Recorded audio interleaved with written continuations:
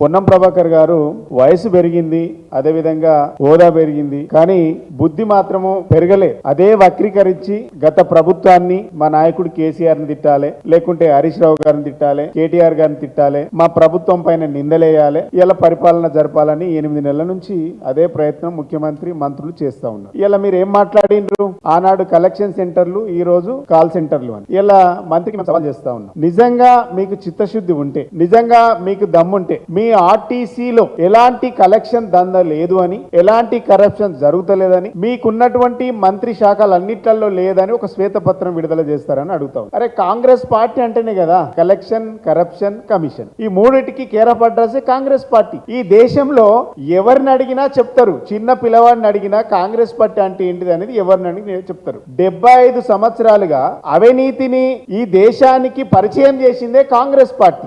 ఎందులో జరగలే అవినీతి? ఏ డిపార్ట్మెంట్ చూసినా అవినీతి కదా కాంగ్రెస్ పార్టీ హయాంలో. గల్లీ నుంచి ఢిల్లీ దాకా ప్రతి డిపార్ట్మెంట్ లో, ప్రతి రాష్ట్రంలో కాంగ్రెస్ పార్టీ అధికారం రాష్ట్రంలో ఉన్న, కేంద్రంలో ఉన్న అవినీతి తప్పనిసరి. అది మ్యాండేటరీ. మీ మేనిఫెస్టోలో మ్యాండేటరీ. అది మీ పార్టీలా, మీ కమిటీలనే అదో కమిట్మెంట్ అది. అందుకే ఇందు గలదందు లేదని సందేహం వలదు. ఎందెందు వెతికినా కాంగ్రెస్ అవినీతి అందందు గలదయా, అది చెప్పుకోవాలి మేము.